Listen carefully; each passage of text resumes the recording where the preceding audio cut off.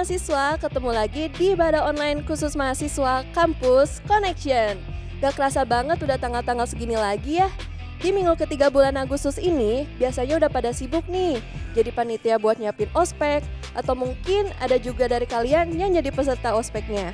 Tapi apapun role-nya, semoga lewat ospek yang ada di kampus, kita bisa kenalan sama lebih banyak orang dan tentunya membawa dampak baik buat orang-orang di sekitar kita.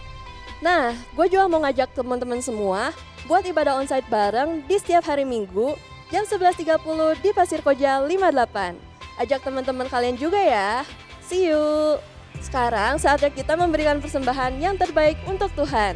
Kalian bisa transfer ke rekening atau scan QR Code yang ada di layar. Selamat memberi!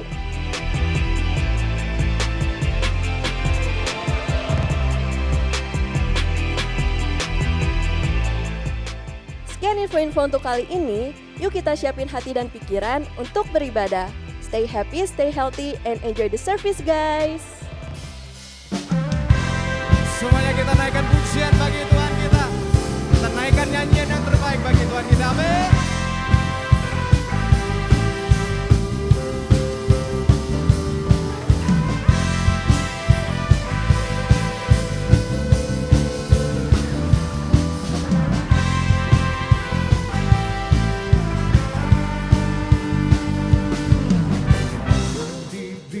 Kuasa dari Raja Mulia menaklukkan musuh di bawah kakiku.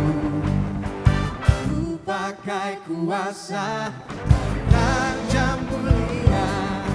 Bila Allah ada bersamaku, siapa jadi lawanku? Sungguh besar Kau Tuhanku, Kau merisai hidupku. Ku berdiri dengan iman dalam Yesus Tuhan. Kau yang memberi kemenangan, ku bersorak merayakan. Terpujilah Kau Raja segala raja.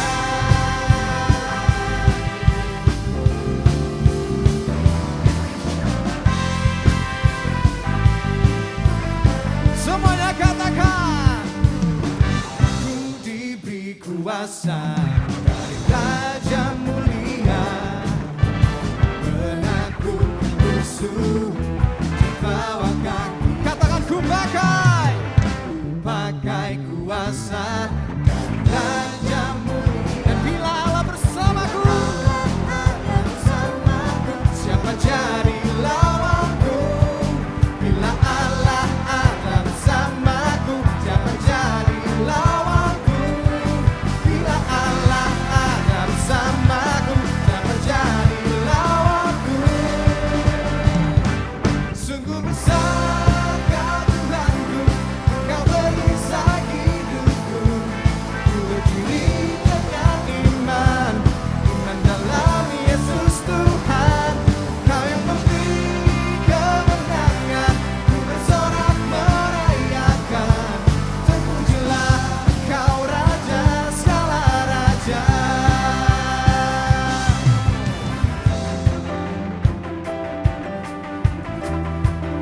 Sama-sama kita tepuk tangan ya, come on.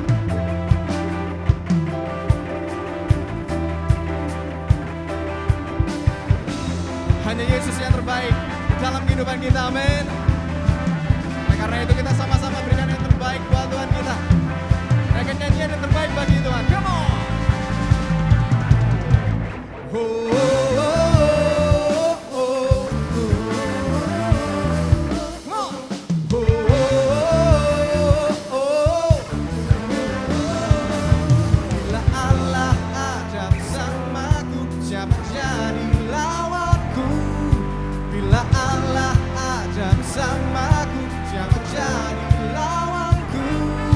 Bila Allah ada bersamaku, siapa jadi lawanku?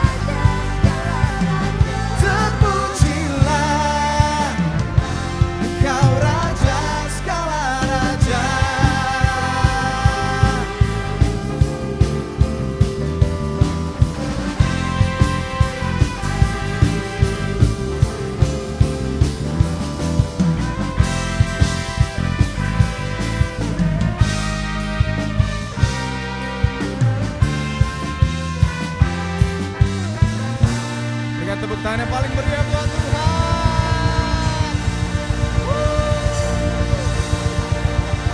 Terima kasih Yesus.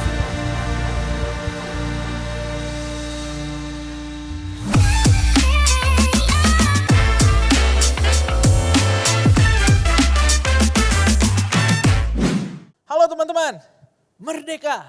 Welcome back to Campus Connection, ibadah online khusus mahasiswa. Kita baru saja memperingati Hari Kemerdekaan Republik Indonesia yang ke-78. Kita sama-sama mengucap syukur untuk tahun-tahun yang telah kita lewati di dalam penyertaan Tuhan. Teman-teman, saya harap kita semua ada di dalam kondisi yang baik dan tetap semangat menyambut semester perkuliahan yang baru ini. Welcome to the jungle untuk teman-teman yang baru saja menjadi mahasiswa. Dan semangat juga untuk teman-teman yang melanjutkan perkuliahan, terutama teman-teman yang sedang memasuki semester-semester akhir. Kita percaya kalau Tuhan yang selalu menyertai seluruh aspek kehidupan kita, termasuk perkuliahan kita. Teman-teman, sebelum kita masuk lebih lanjut ke dalam pemberitaan firman Tuhan, mari sama-sama kita berdoa. Kami bersyukur Tuhan untuk penyertaan-Mu di dalam kehidupan kami. Kami bersyukur kalau Tuhan masih memberikan kami kesempatan untuk bisa beribadah dengan bebas dimanapun kami berada. Lalu sebentar kami akan mendengarkan firman Tuhan. Urapi lidah bibir hamba-Mu biar hanya perkataan daripada Allah saja yang disampaikan di hari ini. Terima kasih Tuhan, kami serahkan waktu ke depan. Hanya di dalam nama Tuhan Yesus kami berdoa. Amin. Berapa banyak di antara kita yang pernah punya pengalaman nyasar ke satu tempat yang kita gak pernah ketahui sebelumnya. Bisa jadi kita lagi ada di satu tempat baru, kita mau pergi ke satu tempat tujuan, tapi nyasar ke antah berantah karena kita gak familiar dengan tempatnya. Khususnya bagi teman-teman mungkin yang mahasiswa baru, banyak dari kamu yang merantau keluar kota, baru di kota tersebut, kita mau pergi makan atau kita mau ke tempat lain, kita malah nyasar. Harus muter jauh, muter balik lagi untuk balik ke titik awal kita. Atau bahkan buat teman-teman yang kampusnya agak gede, mau ke gedung A, ruangan B, malah nyasarnya ke gedung A, ruangan C. Atau malah nyasarnya ke gedung yang lain gitu. Jadinya kita malah muter-muter, nyari-nyari dan lain sebagainya. Jadi jauh lagi semuanya. Saya yakin kita semua pasti pernah mengalami yang namanya nyasar, pernah mengalami yang namanya muter jauh buat sampai ke tempat tujuan kita. Nah saat kita nyasar, kira-kira apa yang kita rasakan? Saat saya nyasar dulu, waktu saya awal-awal bawa kendaraan, hal pertama yang saya rasakan adalah bingung. Kemudian ya ada takutnya juga, apalagi kalau nyasarnya itu malam. Karena gelap, pencahayaan jalan yang minim, sehingga saya ya agak takut juga malam-malam nyasar nggak tahu di mana. Ada gelisahnya sedikit, apalagi zaman itu yang namanya maps belum sangat umum untuk dibuka di handphone teman-teman. Kita dituntut buat hafal jalan, kita dituntut buat tahu arah, atau enggak ya modalnya paling tidak tanya-tanya sama warga di sekitar. Dan kejadian kita nyasar, kejadian salah jalan ini bukan hal yang kita rencanakan kan teman-teman. Ini hal yang tidak bisa kita hindari gitu. Itu terjadi begitu saja tanpa kita rencanakan sebelumnya. Awalnya kita pikir, kita ada di jalan yang benar. Rasanya benar nih jalannya ke sini. Kok gak sampai-sampai ya? Ternyata kita udah kelewat jauh banget dari tempat tujuan kita. Sehingga akhirnya ya kita putar balik. Kita balik lagi ke tempat awal kita dan ya itu hal yang gak bisa kita hindari teman-teman. It is out of our control.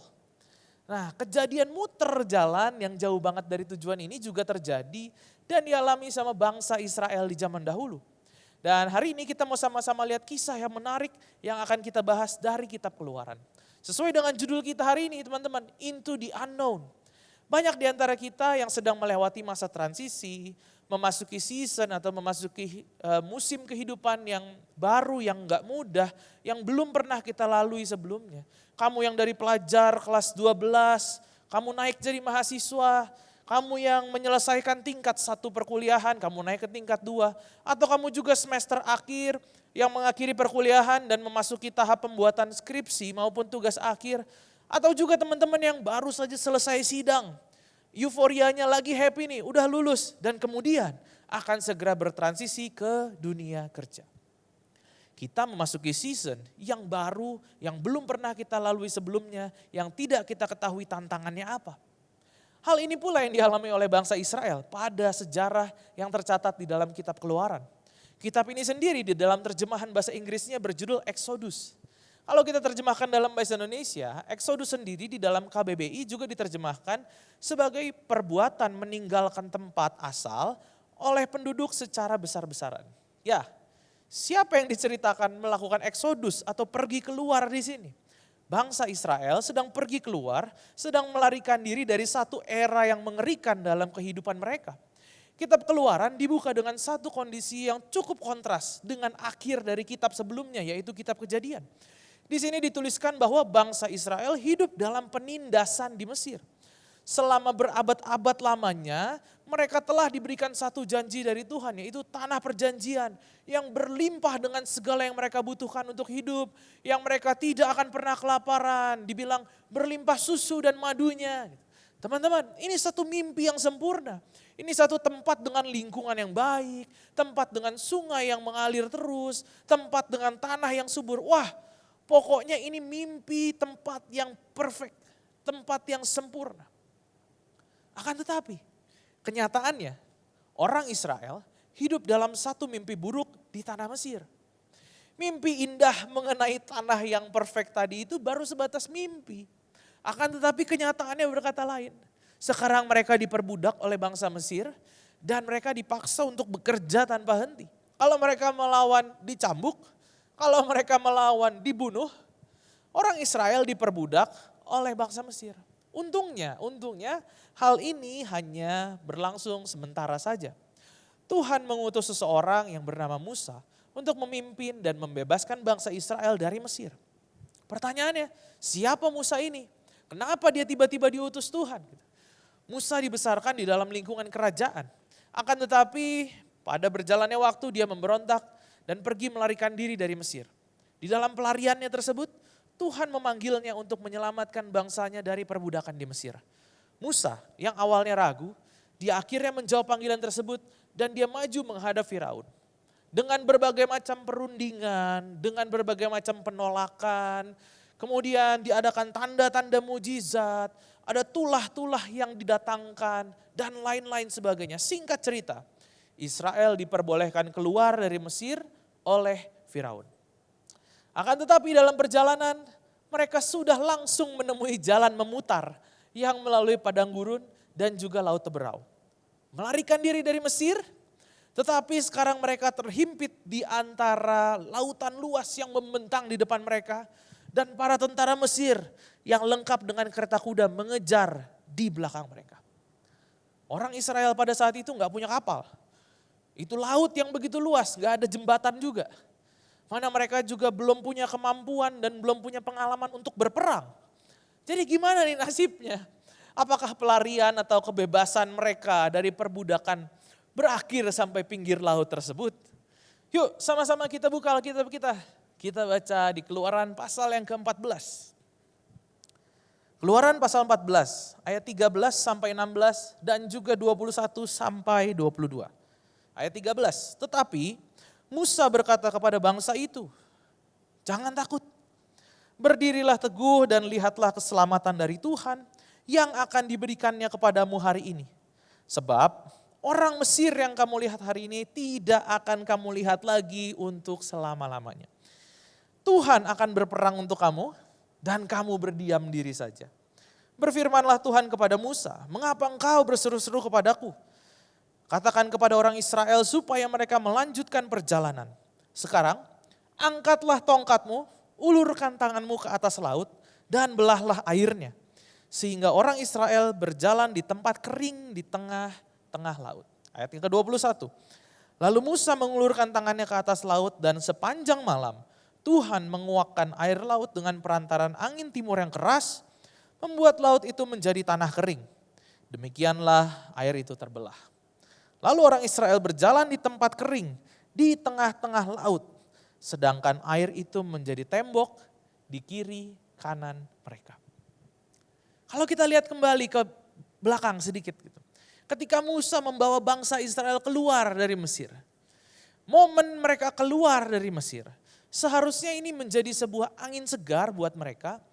Dan setidaknya itu juga yang dibayangkan oleh orang Israel. Rasanya semua problem hidup mereka hilang pada saat mereka keluar dari Mesir. Yes, kita bebas dari penindasan. Kita bukan lagi budak. Yes, kita gak perlu lagi dipukulin setiap hari. Mungkin ada yang bilang, yes, kita gak akan dicambuk-cambuk lagi. Yes, kita bebas. Akan tetapi teman-teman, kebebasan dari perbudakan Mesir bukan berarti mereka terbebas dari situasi yang sulit. Ketika mereka melarikan diri dari Firaun, mereka menemui jalan buntu nih. Laut Teberau terbentang di depan mereka, sementara di belakang mereka Firaun dan seluruh pasukan lengkap mengejar mereka. Bayangin nih, kamu bisa lihat laut di depan, kamu di pinggir pantai, kamu lihat laut di depan, kamu dengar suara ombak, kamu dengar suara air, kamu gak bisa kemana-mana, gak bisa maju. Tetapi kamu juga bisa dengar suara dari belakang, yaitu suara para tentara yang lagi ngejar di belakang. Terjepit, terhimpit, terdesak, apalagi yang menggambarkan kondisi Israel pada masa itu ya. Ya itulah gambaran keadaan mereka. Musa menguatkan iman orang Israel dan berseru kepada Tuhan. Dan Tuhan memberikan instruksi seperti yang kita baca pada ayat yang tadi. Dengan kepercayaan kepada Tuhan, Musa mengangkat tangannya, mengarahkan tongkatnya ke laut. Dan kelanjutan kisahnya kita tahu mereka berjalan di tanah kering di tengah laut. Laut terbelah. Malam itu lebih dari 1 juta orang Israel menyeberangi Laut Teberau. Tanpa pelampung, tanpa perahu, dan tanpa basah. Dikatakan Israel berjalan di tanah yang kering dan air menjadi tembok di kiri kanan mereka. Teman-teman, dari teks Alkitab yang baru saja kita baca ini, setidaknya hari ini kita dapat mengambil 3 pelajaran untuk kehidupan kita yang akan memberikan kita pengharapan ketika hidup kita sedang melalui jalan yang memutar. Hal yang pertama, jalan yang terpendek belum tentu yang terbaik. Jalan pintas belum tentu merupakan satu jalan keluar yang terbaik bagi masalah atau bagi kehidupan kita. Pada masa itu, ada beberapa rute jalan untuk pergi keluar dari Mesir. Dan yang diambil Israel pada waktu itu merupakan yang terpanjang. Bahkan lebih jauh lagi, Laut Teberau terbentang persis di awal perjalanan mereka. Kenapa mereka gak ambil rute yang lebih pendek aja sih? Kenapa gak ambil rute yang gak ada lautnya gitu? Kan bisa gitu gak menyusahkan diri sendiri gitu. Eits, teman-teman.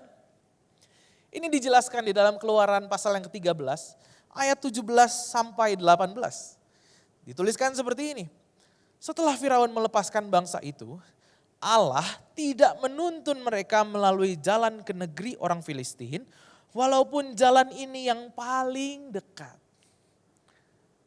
Sebab firman Allah, jangan sampai bangsa itu menyesal apabila mereka menghadapi peperangan, sehingga mereka kembali ke Mesir.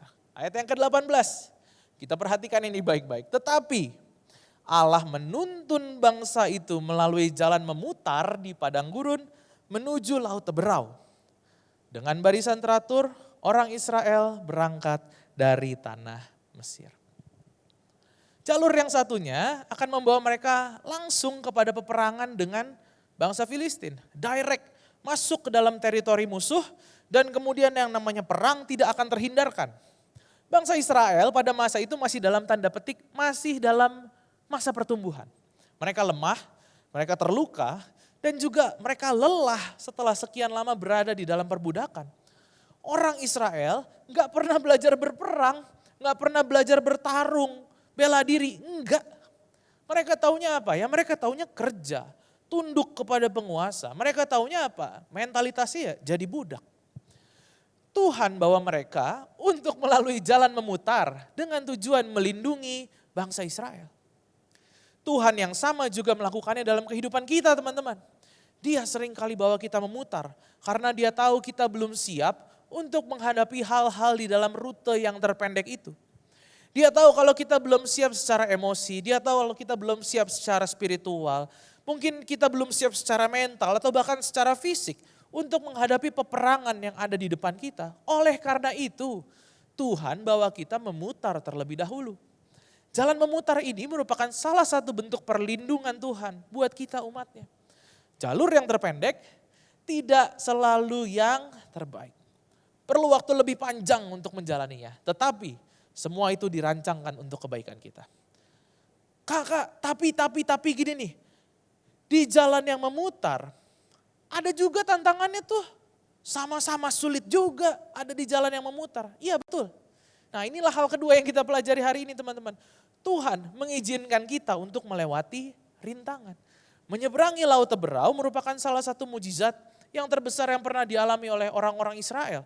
Orang Israel selama berabad-abad terjebak di Mesir dan bahkan mereka berjuang di dalam perbudakan. Tetapi Tuhan membebaskan mereka dari perbudakan tersebut.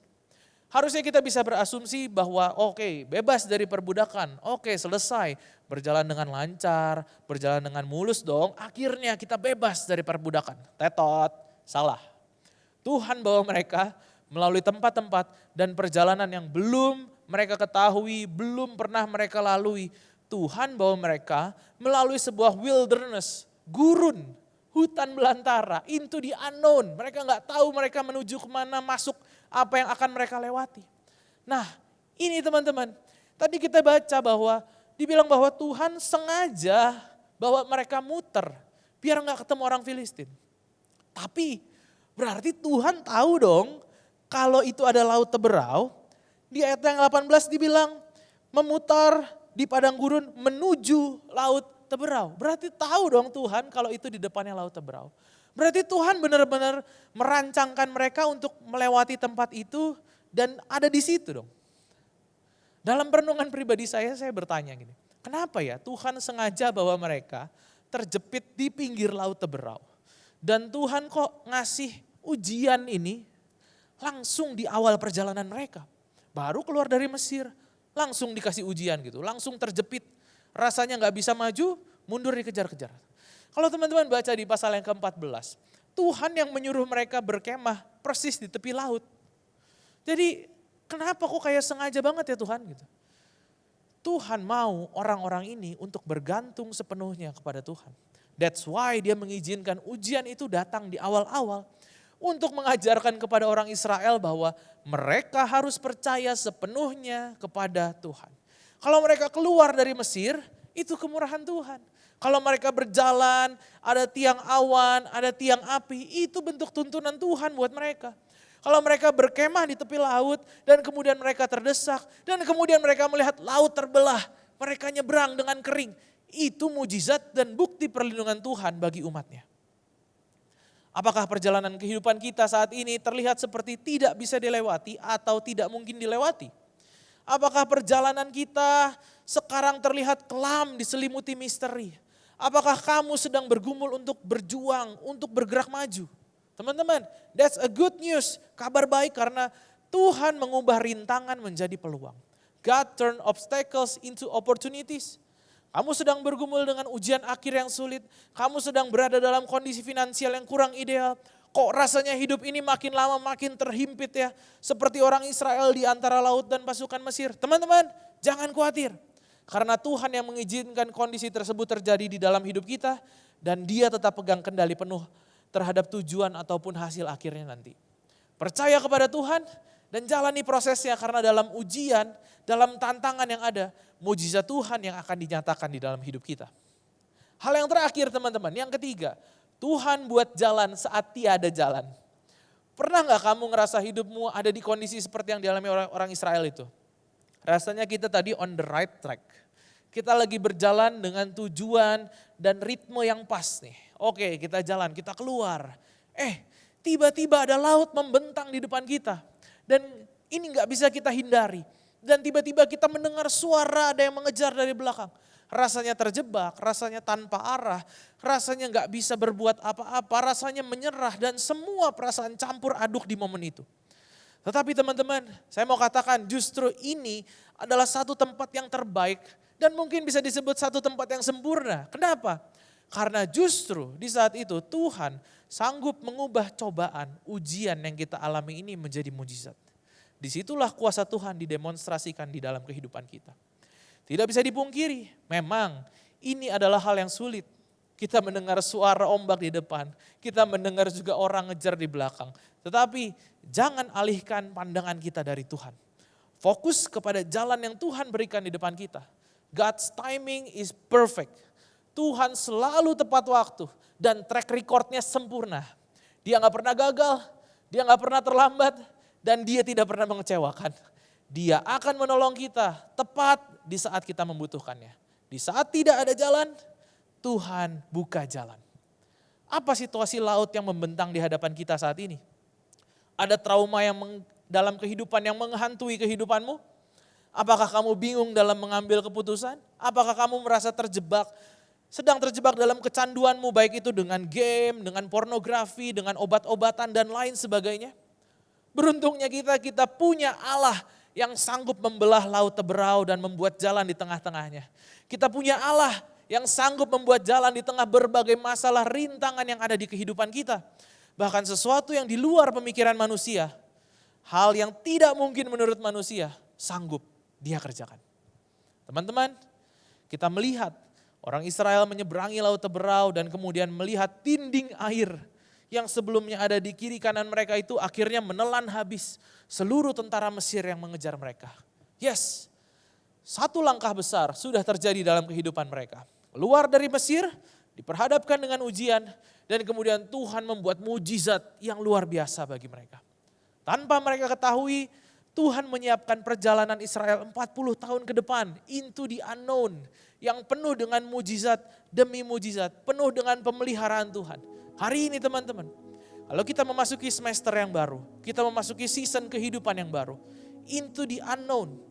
Seringkali kita nggak paham, kita nggak tahu perjalanan apa yang menanti di dalam waktu-waktu ke depan. Kita nggak tahu tantangan apa yang ada di dalam waktu-waktu ke depan.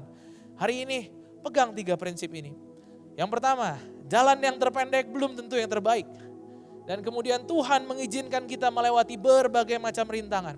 Tetapi tidak berhenti sampai di situ, Tuhan juga buat jalan saat tidak ada jalan. Dia Allah yang kuasanya tidak terbatas dan Dia Allah yang kesetiaannya tidak pernah luntur.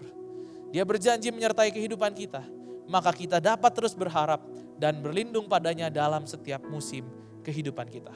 Mari sama-sama kita berdoa. Kami bersyukur Tuhan untuk firman-Mu yang sudah dibagikan hari ini.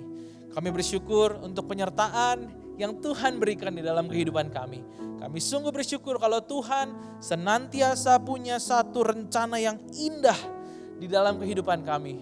Meskipun kami sedang melalui jalan memutar, hari ini ajarkan kami untuk percaya kepada rencana Tuhan yang indah itu di dalam kehidupan kami.